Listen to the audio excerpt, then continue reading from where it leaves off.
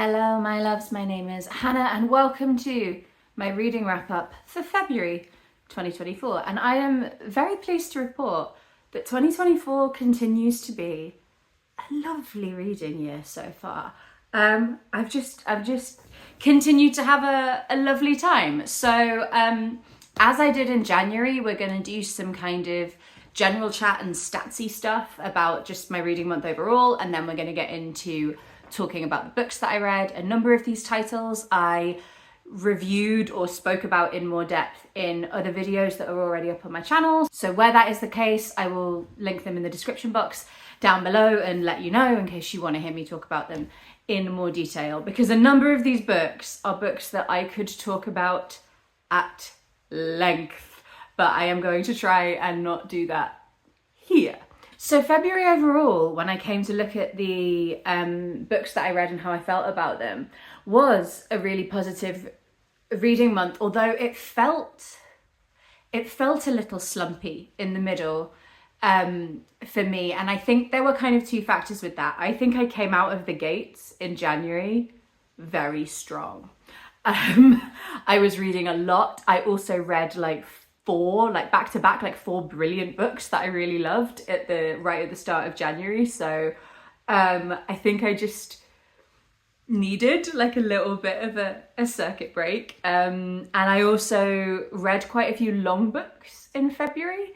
And one in particular, I think it was still a book that I enjoyed to a very large degree, but did feel like it slowed my reading down a little bit. So I am making a bit more of a conscious decision in my reading now at the start of March to go for some shorter books, not because I think the numbers are important, but because I felt a little bit stuck with some of them. But yeah, on the whole, of the 10 books that I read this month, I either really liked, or loved all of them. Not a single stinker. Great. So exciting when that happens. So let's chat stats. Some of these are from my Storygraph stats, and then some of them are from a spreadsheet that I keep myself because I am dorky. So as I said, I read 10 books. It was 3,322 pages. My moods continue to be emotional, reflective, and dark. It very rarely changes from those moods, to be honest. But yeah, that might be maybe why I feel like I'm having such a good reading time at the moment, is because I'm just reading books that are in the moods that I enjoy. So not super surprising, is it? I didn't read any fast-paced books this month. I don't read a lot of fast-paced books anyway, but I do wonder if that maybe contributed a little bit to feeling a little stuck sometimes in my reading. But I read 70% medium-paced and 30% slow-paced books. Then 50% of the books I read were under 300 pages, and 30% were over 500 pages, and then the remaining 20% was that bit in the middle. The shortest book I read was 49 pages, and then the longest book I read was 626 pages. I also read 70% novels, 10% non-fiction memoir, and 20% poetry, hence the 49 pages. So far, so expected with my reading, really. I don't think there is anything unusual there. And then we look at the genres. I mean, you can see that literary is up there. As you would expect. Literary is never not my most read genre, I don't think. But then after that, we have dystopian science fiction and poetry. I don't know what it is, but I have been quite drawn to the speculative science fiction-y space.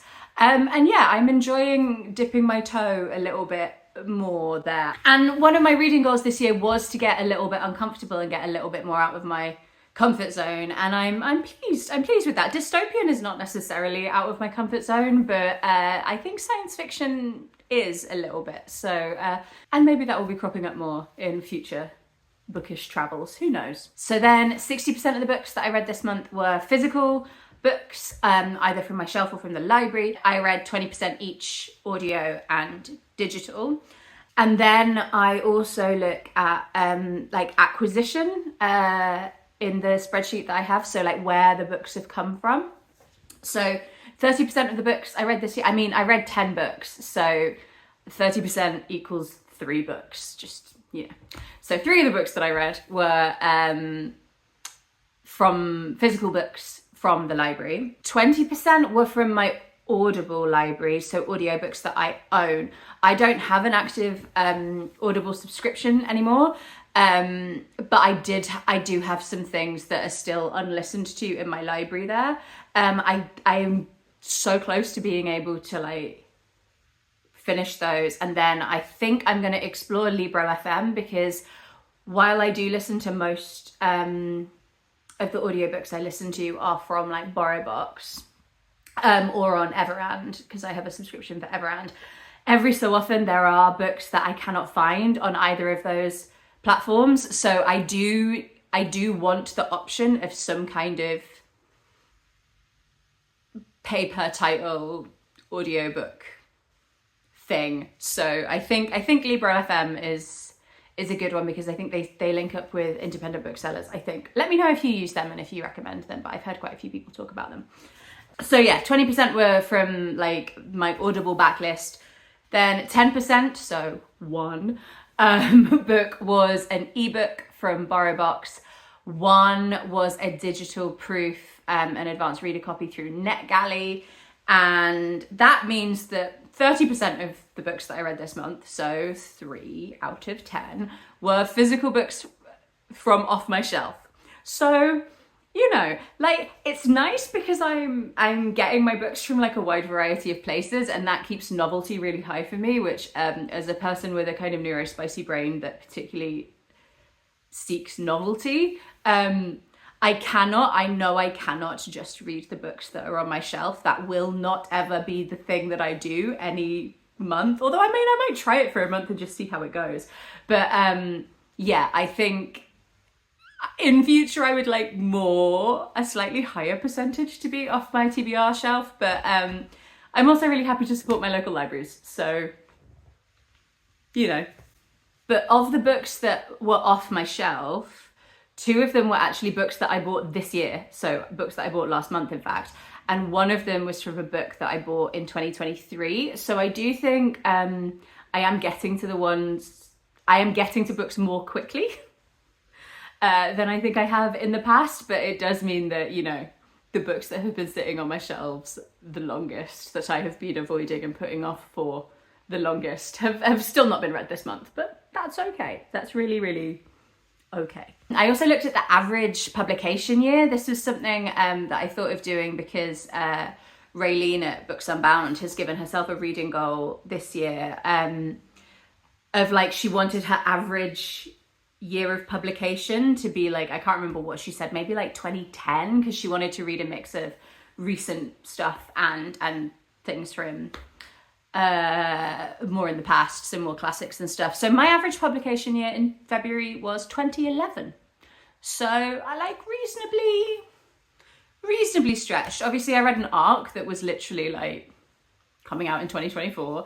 And then I think the oldest book I read was from the 70s. So, you know, bit of spread. I also track other random bits of information, partly because I'm curious about it, and partly because I'm trying to be more intentional, as I said in my reading intentions video, about what I'm reading, what I'm buying.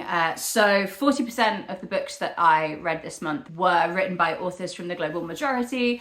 Then 20% were translated books, and another 40% were queer or featured queer representation. And then finally, the last little bit of stat before we get to actually discussing the books. I've been tracking how long it takes me to read a book, because I'm interested in this, and I started this, and I actually went back and worked out January's as well, because I can tell from when I start and finish books on Storygraph and stuff.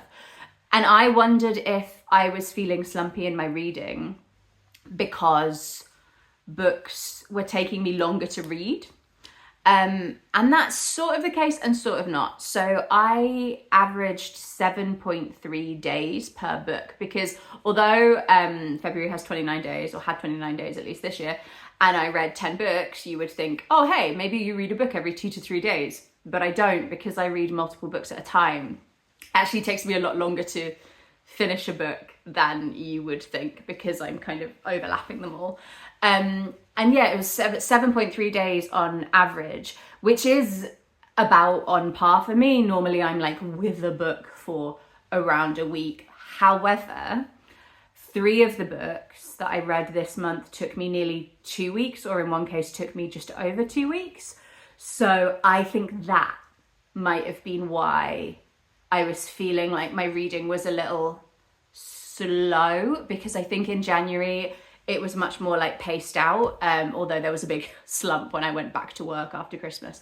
But generally I was keeping like the pace that I was starting and finishing books felt quite consistent, and in February it was a little bit all over the place. So I think that might have been part of what was going on there. So those are the stats. And then generally with my goals, well, I did say that part of wanting to be a bit more out of my comfort zone this year was to read fewer books, because I wanted to prioritize doing other things. One of those things was writing a little bit, and I have been doing a little bit more of that, trying to consciously give myself the time to do it, although I do still struggle with the automatic just reaching for a book. If I find myself with like an hour free, I'll go, oh well, I'll read a book, and that feels like the most natural automatic thing to do. But I'm trying to disrupt that a little bit. I still have not done a word of Spanish on Duolingo.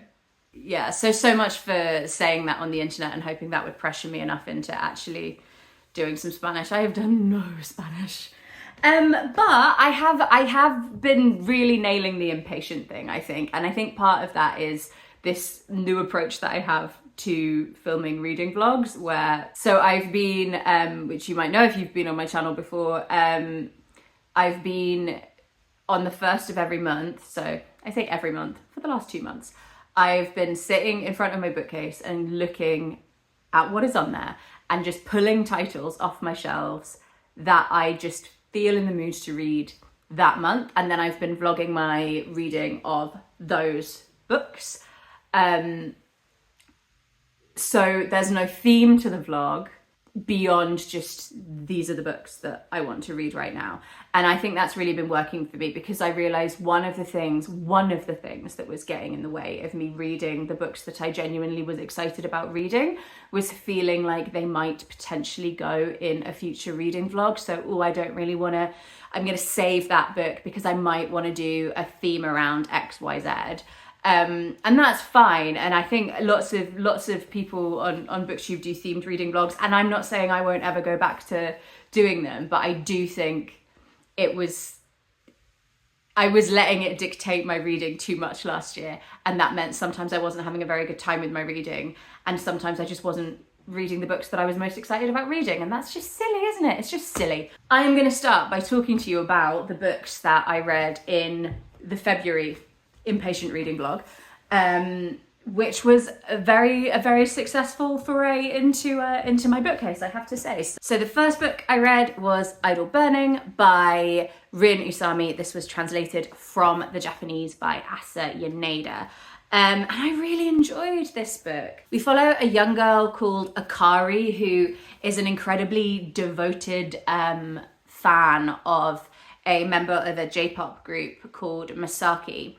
And she's sort of found and curated and created for herself online this community of other like-minded young people who are all fans of the group, often of the same member of the group as her, but some people have different members of the group that they're particularly fans of. She calls him her oshi, so her idol. And things are disrupted a little bit for her at the start of the book when Masaki is accused of hitting a female fan. And so all of a sudden this kind of safe collegiate space that she's created online is becoming a little bit fractured and fraught as people are trying to work out what has happened. And you have the extremes of people kind of trying to cancel him or, you know, get him kicked out of the band, and then other people completely jumping to his defense.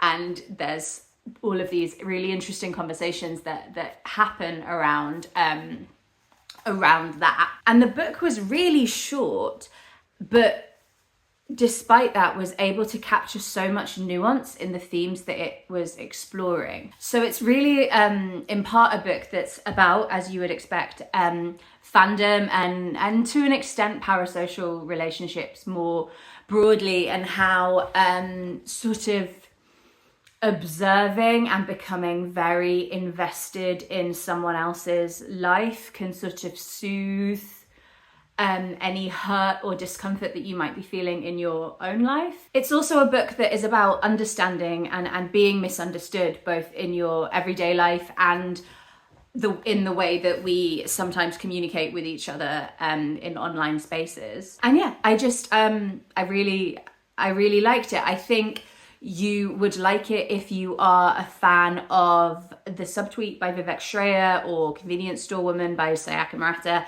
It is a lovely short little book, and really liked it. Then the second book I read was another one that I ended up really enjoying. This is I Who Have Never Known Men by Jacqueline Harpman, which is translated from the French by Ros Schwartz. This is a dystopian book, which I've just seen, like, can you see my teeth marks in that? Every so often I carry my books around the house in my mouth, apparently. But yeah, this is a really unusual and unsettling book. So it was published, it's a sort of speculative fiction dystopian. It was published, I think, originally in the late 80s. And the novel is the sort of partial life story of an unnamed narrator. And it opens with a group of 40 women who are being kept underground in a literal cage that is being guarded by these armed guards. And they have been there for, they don't know exactly how long, but a really long time. Certainly long enough for our narrator to have been a child when she was first put in the cage with these women, and is now a young woman. So like over 10 years. And they don't know why they're being kept there. They're not sort of being asked to do anything. As far as they can tell, they have no particular connection to one another. Except for our narrator, the women are all much older than her. They all remember their lives prior to being in the cage, but they don't remember how they got there. And our narrator, because she was quite a young child when she first was captured, she has no memory of her life outside of this. And the book is told in 3 parts that are all quite distinct. And I'm not going to talk about them in any kind of detail, because I do think this is a book that is best enjoyed. It's just watching it unfurl without too many expectations for figuring out where it's going to go. But it's just such a weird, creepy, clever little book. Jacqueline Harpman was a trained psychoanalyst, and I think the psychological interior that she creates, and the world building in the sense of what happens to your mind and your thought patterns when you are cut off from society, or when you live a really sustained amount of time with no answers and no access to your past history, was just so interesting and clever. It is sad. This book at the end of this book, I just felt quite like hollowed out and a bit empty. It's not a book that's going to give you all of the answers that you want, but it is one that I really recommend. An obvious comparison would be something like The Handmaid's Tale by Margaret Atwood, and I do think there is a lot of overlap in the two, and you probably would enjoy this if you liked Handmaid's Tale, although they are very, very different. Then the third book is the ARC that I read, so I don't have a physical copy of it. I read it on NetGalley, and this is Hours by Phillip B. Williams.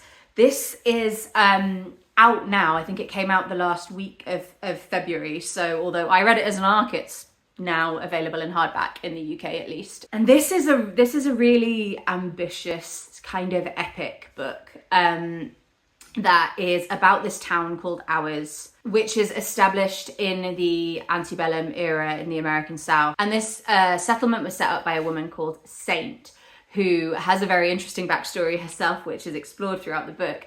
And she has basically been going around a number of local plantations, using her power, her conjuring power, to overthrow and kill the white plantation owners, freeing the slaves and bringing them to this town called Ours, which she has protected with her charms around the edge so that people can't find it. And they live sort of in this bubble of supposed safety in this period of, terror and very little safety. And there was so much to admire in this book. Phillip Williams is a poet and he writes beautifully. Like, the words on the page it was beautifully written. And the themes that are being explored around authority and safety and history and heritage were really, really interesting, and actually ended up, I said before that I didn't set out to do a themed reading blog. I kind of accidentally did, or maybe I think just sometimes when you read books in a concentrated amount of time all together, you end up, phrase this better, Hannah. I think often the order that you read books in can sometimes influence the themes that feel more prevalent in the books, because you bring your recent reading history into everything that you read. So I found a lot of parallels between Ours and I Who Have Never Known Men, for example. And I also found the sorts of, you follow lots of different characters and you get bits of backstory, and there is this wonderful sort of magical realist, folkloric, mythic vibe to the book that I did enjoy. But for me, I didn't love the book, and part of that was to do with the structure and the narrative and the actual story that was being told, and the speed that story was being told in, because this is a big book. It's nearly 600 pages, and it has one of the best opening chapters that I have ever read, can remember reading, and for me, I spent most of those 600 pages feeling a little bit dissatisfied in how the questions that were posed in that opening chapter were being answered. But I do think there was a lot that I really liked. I found it a little bit of a dissatisfying reading experience. This is the one that took me the longest to read. And it's also the one that I think contributed to me feeling a little bit slumpy, because I don't mind reading a long book. I love getting stuck into a really long book, and there are some other long books that I'm going to be talking about in this video. But this one felt a little bit too long, or a little bit like the strength of the narrative direction wasn't like forceful enough to sustain over a 600-page book. But if it sounds interesting to you, then I do recommend it. I think there were really, really wonderful elements of this book. It just wasn't a favourite of mine. And then the final book was another one that I really enjoyed, and this was Kindred by Octavia E. Butler. It's the first book by Octavia E. Butler that I've read. It is got a very short foreword by Ayobami Adebayo in it as well. And this is, I think, kind of like a classic in the speculative fiction space. And I think another reason I got a little bit annoyed at Ours is because I was really excited to get to this one, but I didn't want to read them at the same time, because this is also a book that is about time and is set in the antebellum era, or at least partially set in the antebellum era, and I didn't want the two things to like muddy in my head, so I had to finish Ours before I could start this. And I really enjoyed this. This is a sort of time travel book, and it follows a woman called Dana, who is a black woman in the 70s, in her like late 20s. So yeah, sorry, she's in her late 20s. It is the 1970s. And she is she's just moved house with her husband, Kevin. Let's go with Kevin. His name's not on the back of the book. And she's just kind of, you know, having a normal day at home, unpacking some books. And then all of a sudden she feels nauseous and is transported back to the antebellum era. And this happens repeatedly. And every time she's pulled back in time, it is to save the life of a young boy called Rufus, who is a white boy in Maryland, in the slavery era. His father is a plantation owner. And obviously for Dana, as a black woman, to be pulled back into time to this era is absolutely fucking terrifying and fraught with a very, very real danger. This book made me so fucking tense. And I'm aware that like the time travel thing might put some people off, but I really think it's handled very well. You never read, it's not like science fiction in the sense of we don't really understand the mechanics of it and we're not supposed to. What's important is the relationship between Dana and Rufus and why she keeps being pulled back in time to save his life. And the way time runs in the two timelines is different. So Dana can spend anything from a few minutes to a few months in the past. And when she returns home, normally like only a few seconds, minutes or hours has passed.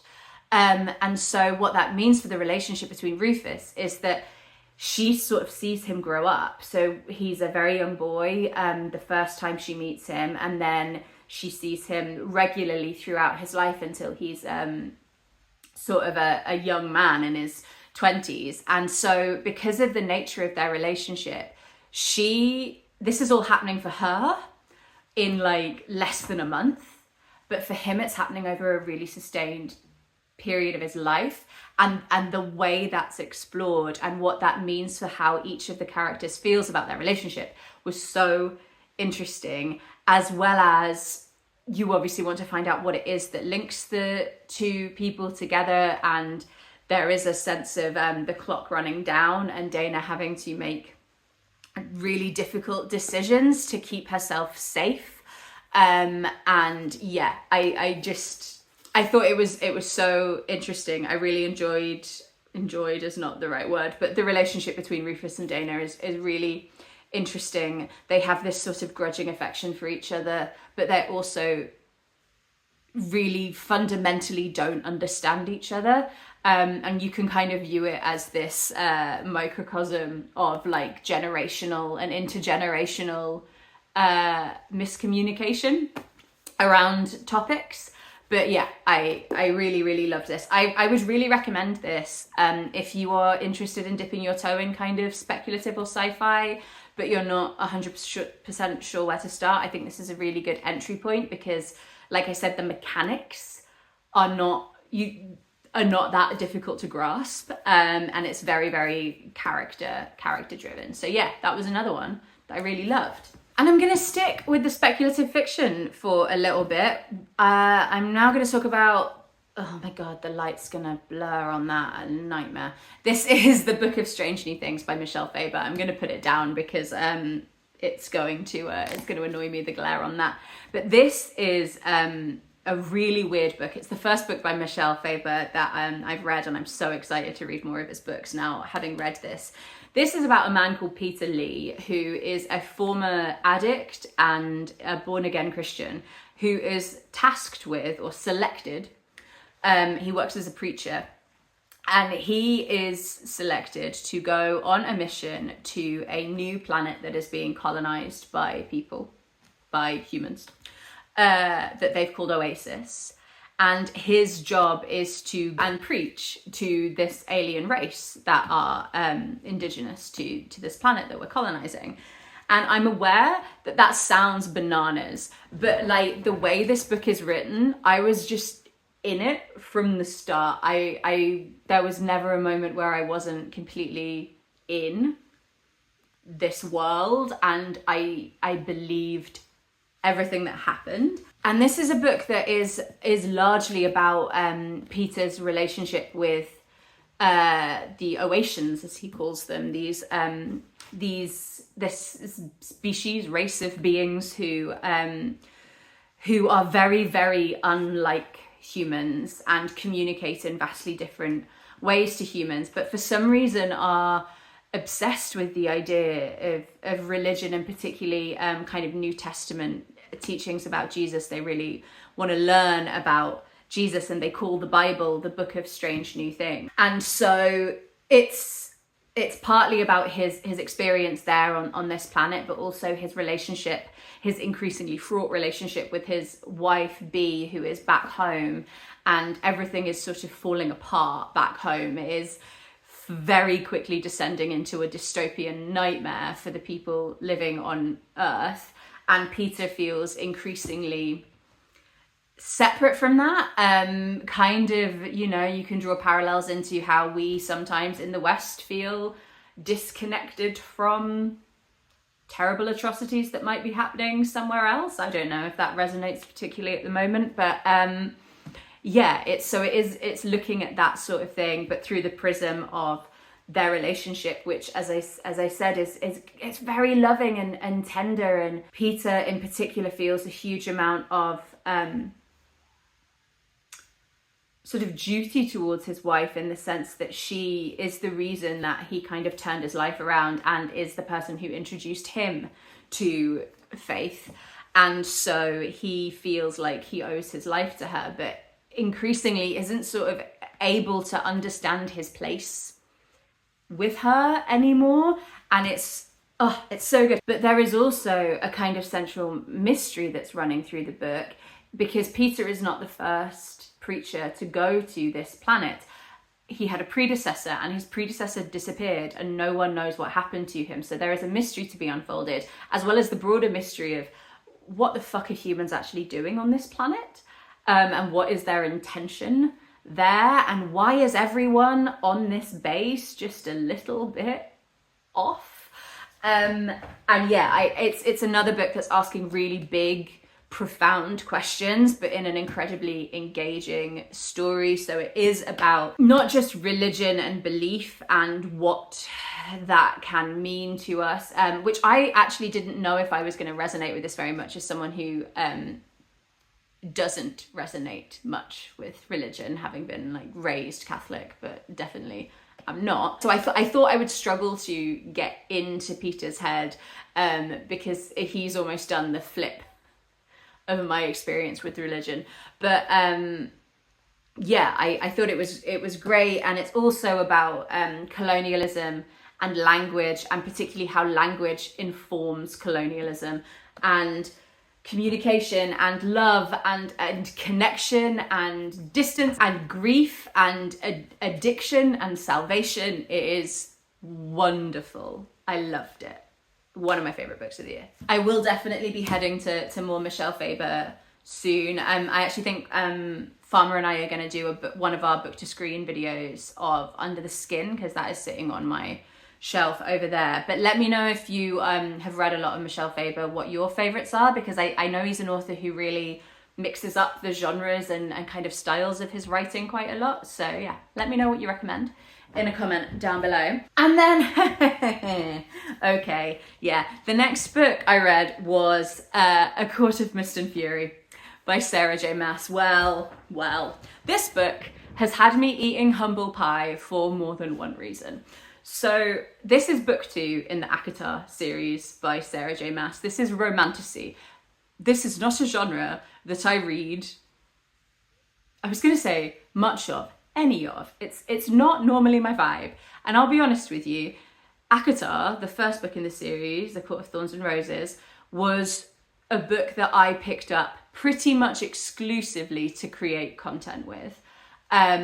Because I thought it would be a fun little experiment, because it's not my thing. And frankly, I came into that with a lot of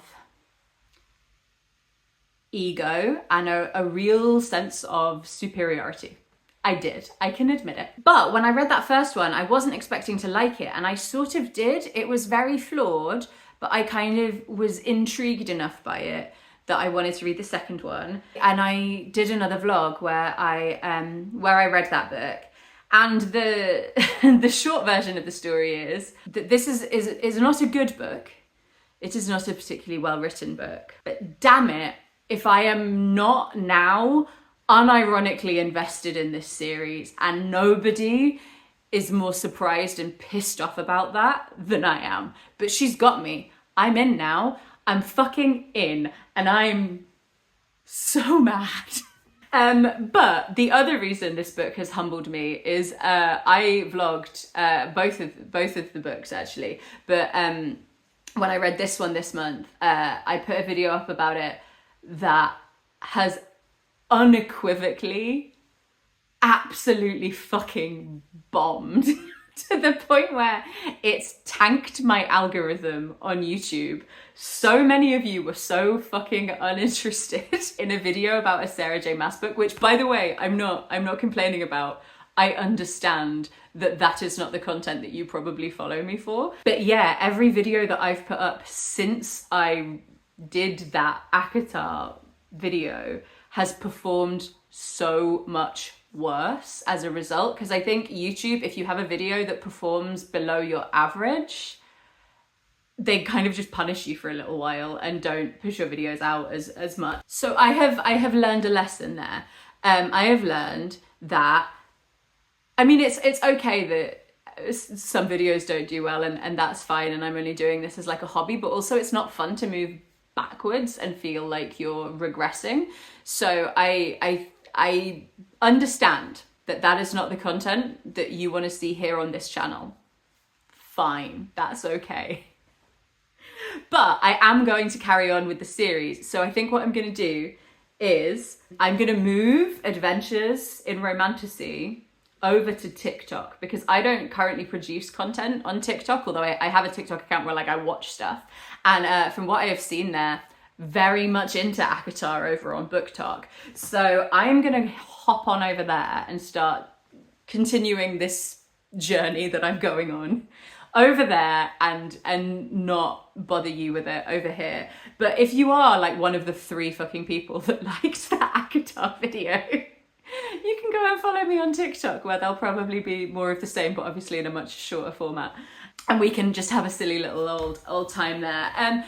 But that does lead me on to a little bit of a desperate plea, which is, if you have ever thought, hey, maybe a friend of mine would like this weirdo on the internet, Hannah Lost the Plot, now might be a really nice time for you to share my channel or one of my videos with someone, and it might be a nice time to give some of my videos a thumbs up if you don't normally do that.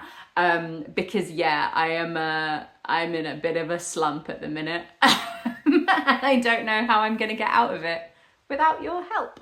So yeah, if you would like to help a gal out, I would really appreciate it. Thank you so much. So the last novel that I read this month was Waiting for Wednesday by Nicci French. This is the 3rd in their Frida Klein crime series. And I really love these books. I've been listening to them on Jen Campbell's recommendation. They're her favourite kind of crime series. And I'm, again, not a massive crime reader, but I think that's because I've come across quite a lot of bad crime fiction.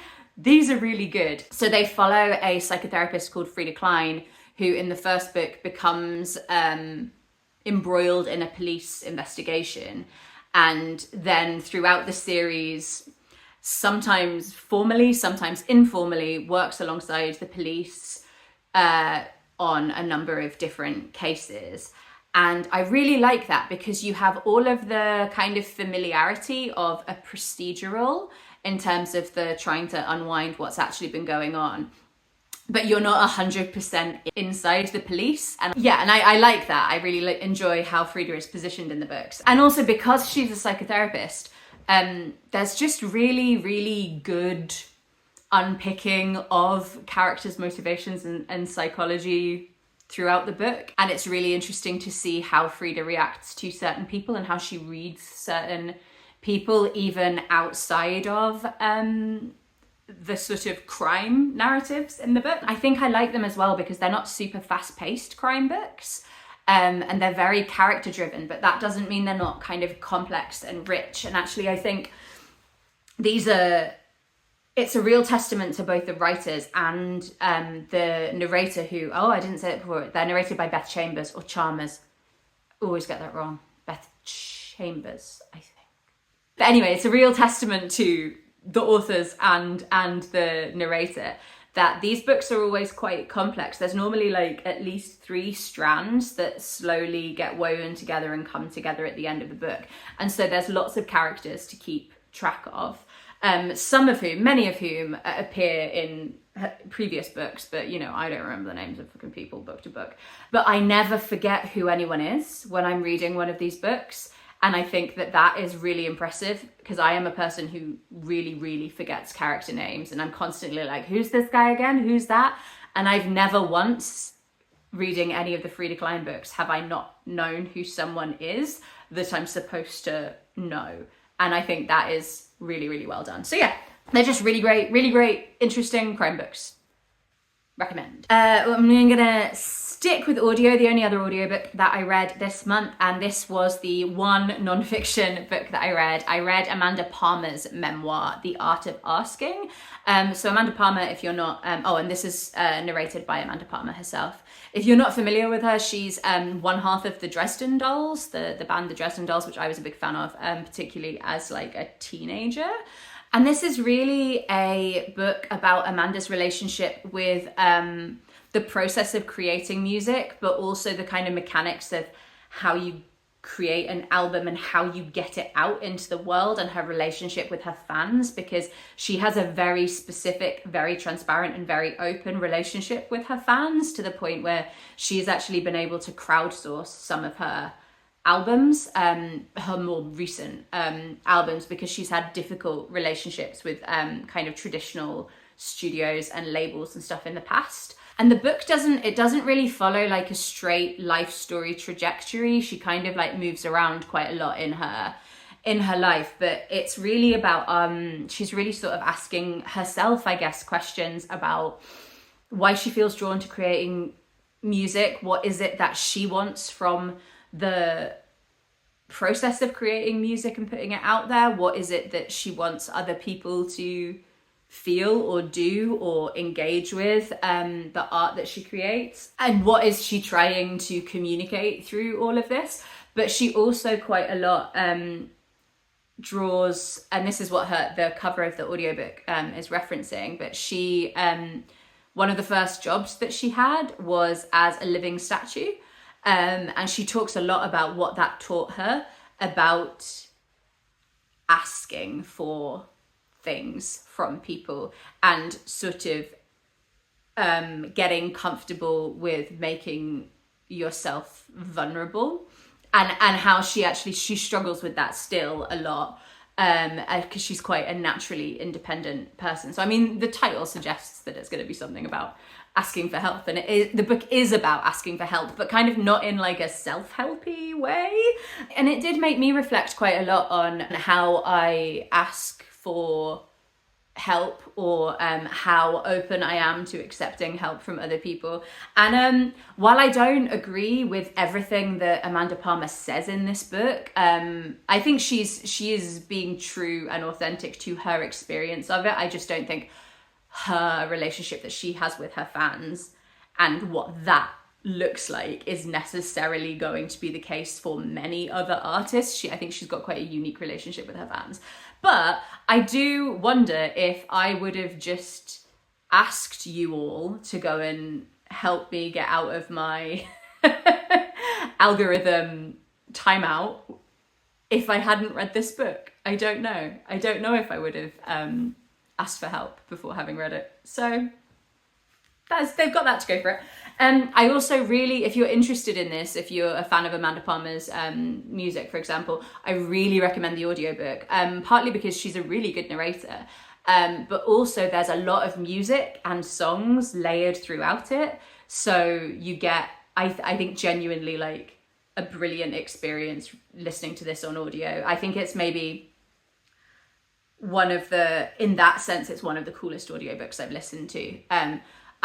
I don't think it should be this rare to have music embedded into an audiobook, but I think it is quite rare. Like, she sings whole songs at points throughout the book, and I thought that was really cool. Although the only thing that made me a little bit sad, and it's nothing really to do with the book, but I can't remember what year this came out in, but she talks a lot about her relationship with Neil Gaiman in it, because they were married, and at the time that she was obviously writing the book, they were still together, and they've actually separated and they're not together anymore. I think they broke up after the pandemic. But so that was kind of like a little bit bittersweet, because she's talking about how much she kind of like loves and sort of treasures him, and it's always a little bit sad to read that in a memoir when you then know that relationship hasn't actually lasted the course. Either way, yeah, it's there. If you're looking for a kind of music memoir, then this was a good one. Enjoy. And then final two books before I completely bore you senseless. I've been reading some poetry, so I wanted to read more poetry this year, and I have been enjoying my adventures in poetry land. The first one I read was This Physical by Andrew McMillan. I had read a few of his poems online before, and I knew I liked his poetry style, and I knew I was interested in the themes that he's exploring around queerness and identity and intimacy and physicality and masculinity, and that is what this collection is all about, really. And yeah, I really liked it. Parts of it were written not quite in like not in dialect, but he's from Barnsley, and he's got like a lovely like proper Barnsley accent, and you can hear the cadence of a kind of South Yorkshire accent in the poems, which I really liked. And yeah, I loved it. I particularly loved the first poem in the collection, Jacob with the Angel, and yeah, really enjoyed that, so much so that I actually I went to a book event that he did recently, because his first novel has just been published, called Pity, which I have a copy of over there, but I can't be bothered to get it. But yeah, I went to a talk that he gave about it, because I loved that collection of poetry so much. And yeah, so I'm hoping to read Pity soon. In fact, it's actually going in my March Impatient reading vlog. So in a few weeks' time, there will probably be a video where I'm reviewing his novel Pity. And finally, I've been sort of wanting to find other poets that I might want to read, and anthologies are really good places to do that. I actually, this is the Forward Prize, the Forward Book of Poems from 2022. So the Forward Prize, if you're not familiar, is a really big, if not the biggest, UK poetry competition or English language poetry competition. I got this from the library. They had later editions, but I actually had done a library search for Raymond Antrobus because I wanted to get his poetry collection, The Perseverance, out, but they didn't have it. But this came up because one of his poems is featured in this anthology. So I thought, fuck it, I'll just get the 2020 edition. Why not? And yeah, I really enjoyed it. Obviously, in an anthology, you're not going to love everything you read, but I think it's a really great way, particularly for unfamiliar terrain, which poetry really is for me. I mean, I read poetry a lot when I was younger, but more kind of like classical poetry rather than contemporary stuff. So I'm still a bit of a baby about it, and I'm definitely not super comfortable talking about poetry. But yeah, I really, I'm not super comfortable yet. But yeah, there were loads of poets in here that I really enjoyed, more than I will be able to remember. But some of them were Fatima Asghar, Helen Tukey, Ilya Kaminsky, Ada Limon, Lavinia Greenlaw, Matthew Hay, Nafisa Hamid, Morgan Parker, and Kay Miller. And there is a poem in here by Teresa Lola called, that's upside down, called Wiki How to Mourn, Mourning in Healthy Ways. And that poem has just been living rent-free in my brain for, well, an entire month, because this was the first book that I actually read this month.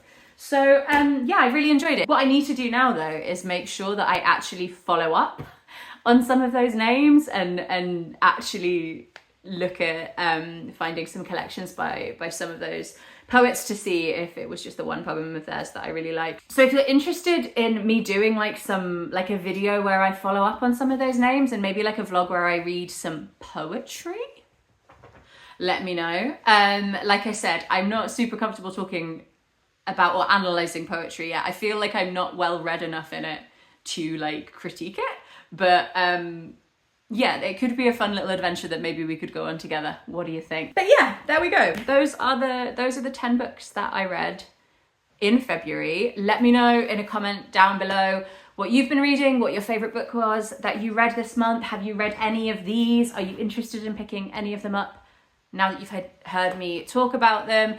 And please do give me a little like if you could. I'm just it's so frustrating. Like literally less than half the views that I normally get for my last 3 videos.